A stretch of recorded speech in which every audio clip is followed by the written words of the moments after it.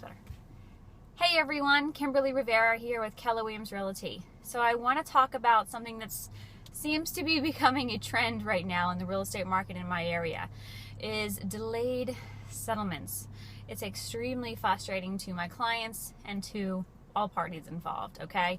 So I want to talk a little bit about why it's important that we do a couple of things that maybe are a little bit out of the norm to ensure that these settlements don't get delayed left and right. Typically, it's not at fault of the buyer or the seller for the reason of the delay. It's typically something that has to do with the lending side. It could be missing documents. It could be the fact that it's a lender who's using a government loan, and there are certain restrictions we have to meet in order to do that.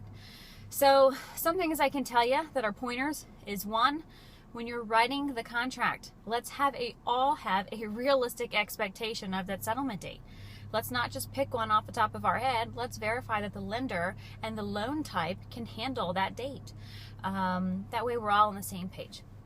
Secondly, from a buyer's point of view, when your lender asks you for some paperwork, get it to them as soon as possible.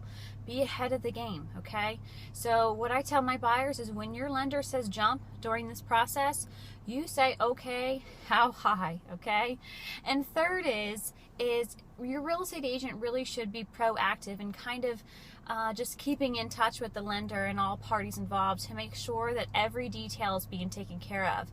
Even from the seller's agent's point of view, contact that lender directly and hear it from the horse's mouth, so to speak. So to make sure that you are not missing anything and the paperwork's not missing. So we can all try to keep those dates. So hopefully those are some tips that help. Sometimes it's out of our control, but if we can control it, it sure would be helpful to have a settlement go on time. So that's my tip for today. If you need anything, you can always go to www.kimsproperties.com.